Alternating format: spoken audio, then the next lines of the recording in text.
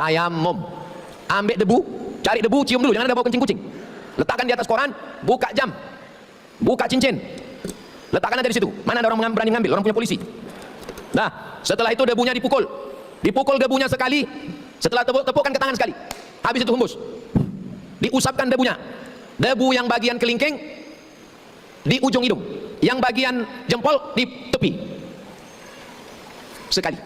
Saya ulang lagi, tepukkan, pukulkan, yang ini di tepi, yang ini di hidung, sekali usap. Bukan debu itu diambil diusapkan begini. Ini tak belajar tayamum. Udah, muka sama tangan saja.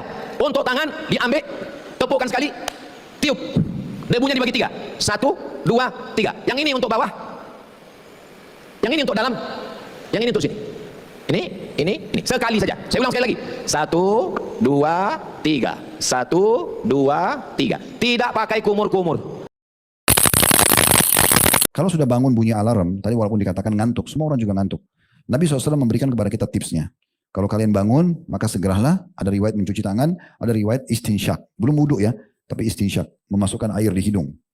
Maka itu akan menghilangkan kantuk. Kata Nabi SAW, karena syaitan bertengkar di hidung seseorang di antara kalian kalau lagi tidur ya.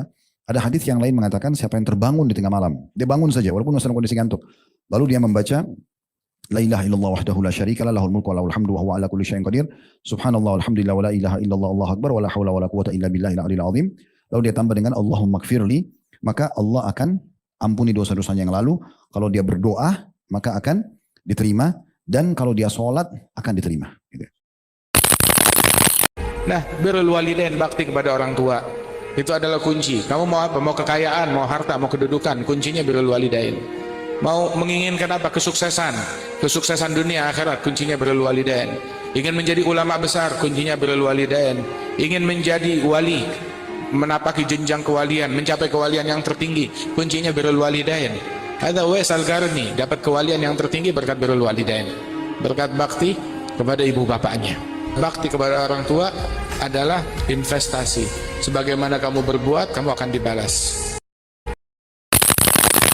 Doa yang sangat mudah dikabul oleh Allah, tapi sangat dilupakan hamba Allah adalah doa dengan cara mendoakan orang-orang yang bermasalah. Dan saya mulai dari faham hadis ini dulu, sehingga kalau ada orang mengganggu, tapi alhamdulillah gak ada yang ganggu. Kalau ada orang ganggu, kesempatan, ada yang ganggu saya hari ini, lumayan untuk doa nanti malam. Ya Allah, yang ganggu saya itu, ya Allah lapangkan rezekinya, lapangkan rezekinya ya Allah. Berarti saya lagi tidak punya duit itu. Ya Allah, jaga dia ya Allah. Kita tidak ingin mendoakan kejelekan kepada siapapun. Kenapa? Setelah kita mendoakan kebaikan untuk orang tersebut, kan ada janji kita yang dapat duluan.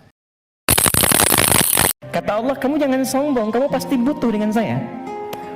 Awas, hati-hati. Setiap manusia pasti akan diberikan oleh Allah situasi untuk menyebut Allah, untuk menunjukkan dia makhluk bukan Tuhan. Makanya kata Allah, orang sombong yang nggak mau berdoa minta padaku, aku paksa dulu. Kalau sampai dipaksa pun gak mau berdoa, aku tenggelamkan di neraka jahanam. Innal ladzina yastakbiruna an ibadati, sungguh orang yang sombong gak mau berdoa, aku tenggelamkan di neraka jahanam. Awas, hati-hati. Karena itu seringkali kita mengalami situasi yang situasi itu memaksa kita berdoa supaya menyebut Allah dan mengakui kita bukan Tuhan. Teman-teman sekalian, untuk menambah rezeki kita adalah memperbanyak istighfar. Secara khusus masalah istighfar. Karena ada sebuah hadis Nabi SAW yang berbunyi, bisa saja rezeki seorang hamba tertahan, ya, ditahan oleh Allah, belum dikasih, ditahan dulu karena dosa yang dia lakukan. Karena dosa yang dia lakukan. Jadi dosa itu bisa menahan. Bisa saja kita mau coba masuk proyek, gagal, coba istighfar kepada Allah SWT. Jangan dikira semua ustaz bisa soleh. Yang dihisab pertama kali yaumul qiyamah itu 3 golongan. Yang pertamanya ustaz, kiai, da'i. Tolong bantu saya, terutama dalam faktor keikhlasan, karena akan ditanya bagaimana kamu berdakwah dulu. Maka mereka menjawab, kami berdakwah karenamu ya Allah. Kata Allah, kadzab. Ada kadzib, ada kadzab, itu beda. Kadzib itu sekali dusta, kadzab terbiasa berdusta. Ternyata dibuka filenya, nih ditampakkan, kamu itu ternyata gila popularitas. Kamu itu pergi hanya untuk mencari materi dunia saja, memperkaya diri sendiri hanya untuk cari amplop saja. Itu saya tegaskan sekali lagi, tolong kalau saya kesini jangan pernah berikan saya amplop, jangan berikan isinya pun, saya akan kembalikan. Ya, tolong jangan berikan, apalagi anda keluarga saya di sini. Nggak mungkin saya dakwah di keluarga saya meminta sesuatu, mustahil. Anda undang saya, jangan pikirkan apapun. Kalaupun ada sesuatu, saya akan beli tiket sendiri. Saya berangkat sendiri supaya hisab saya ringan di hadapan Allah Subhanahu wa taala. Jangan dikira semua ustaz bisa soleh. Allah lebih tahu siapa orangnya. Kita minta ke Allah, ya Allah, mudahkan, lapangkan dada saya, jadikan saya jatuh cinta kepada orang yang tepat. Ya Allah, jadikan dia orang yang akan membahagiakan saya. Jadi kayak ngedoain sesuai dengan kehendak Allah, jangan ngedoain maunya kita doang gitu. Sedangkan Anda yakin akan ada surga, Anda yakin ada neraka, Anda yakin ada kematian, Anda yakin ada kuburan. Bahkan Anda menyolatkan kawan Anda, mengantarkan dia ke kuburan. Pertanyaannya, Anda yakin wafat tapi tidak siap-siap dengan bekal wafat Anda. Anda yakin pengen ke surga tapi mengerjakan amalan yang menjauh dari surga, kan aneh. Wa qasamtu laka rizqaka fala tat'am. Kalau kamu benar-benar ibadah, aku telah tetapkan rizkimu, kamu jangan khawatir. Rizki kamu itu telah tetap, surga kamu yang belum teratur. Hadis qudsi. Rizki kamu tetap sebelum kamu wafat, aku berikan. Tidak ada orang wafat yang tidak mendapatkan rizkinya. Semua diberikan. Jangan takut, kata Allah, engkau kerjakan ibadah karena aku jadikan kecil dunia, tundukkan untukmu mudah. Engkau kerjakan ibadah karena aku jadikan kecil dunia, tundukkan untukmu mudah. Tapi kalau engkau berpaling padaku, bermain-main dengan dunia, maka aku akan jadikan engkau tertunduk mencari dunia. Capek tuh, 24 jam capek, cuma putar-putar, berangkat kerja, berangkat gelap, pulang gelap, cuma tidur, balik lagi, nulis ini, capek sendiri. Begitu dapat sakit, sholat gak sempet, tahajud gak bisa, baca Quran gak ada. Aku tundukkan engkau capek dalam urusan dunia, dan engkau tidak akan mendapatkan dari rezeki itu, tidak akan mendapatkan apapun dari rezeki itu kecuali sesuai dengan apa yang telah aku tetapkan. Kalau memang Tuhan itu satu, kok agama bisa banyak? Lah, Nabi Sulaiman, coba tengok ucapan Ratu Bilqis, aslamtu ma'a Sulaiman, aku Islam bersama Sulaiman. Ibrahim, maka ana Ibrahimu Yahudiyan wala Nasraniyan walakin kana hanifan musliman. Nabi-nabi itu agamanya satu. Apa agamanya? Berserah diri kepada Tuhan. Tauhid. Semua agama nabi-nabi itu tauhid. Nabi Isa itu tauhid kok. Tauhid.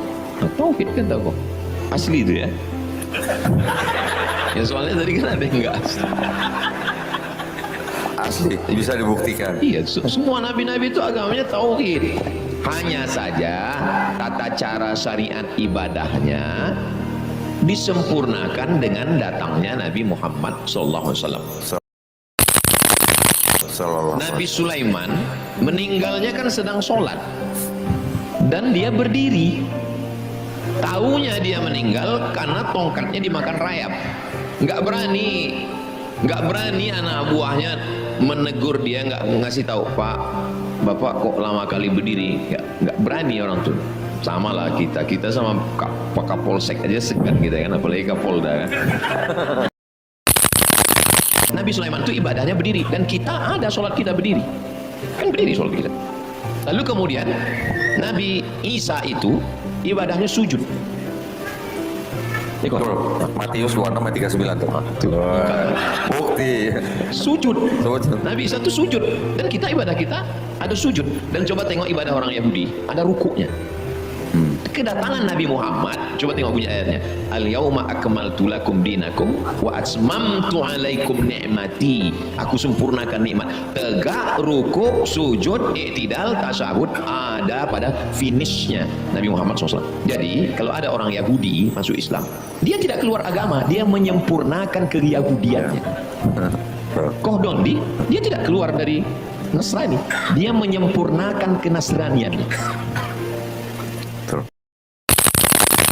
Ada satu hadis yang buat aku sedih terus tentang 3 orang yang paling pertama masuk neraka. Oh iya Ustaz. Dan ada hadis yang memperkuat. Ada hadis yang memperkuat yang pertama-tama masuk neraka adalah para qori, pembaca Quran. Oke. Aku langsung pikir, untung gua enggak ya. Itu juga parah sih. Itu guyon. Jadi gini, 3 hal yang pertama kali masuk neraka adalah qori, pembaca Quran. Yang dia membaca Quran siang dan malam, kata dalam salah satu hadis, tapi diseret mukanya ke neraka gara-gara dia minta validasi manusia, bukan Allah. Yang kedua adalah seorang dermawan yang menghabiskan hartanya siang dan malam, tapi diseret mukanya ke neraka karena validasi manusia, bukan Allah. Yang ketiga, seorang syahid yang berperang di jalan Allah. dia juga mengatakan bahwa saya berperang karena Allah, tapi diseret di mukanya, dilemparkan ke neraka gara-gara validasi manusia.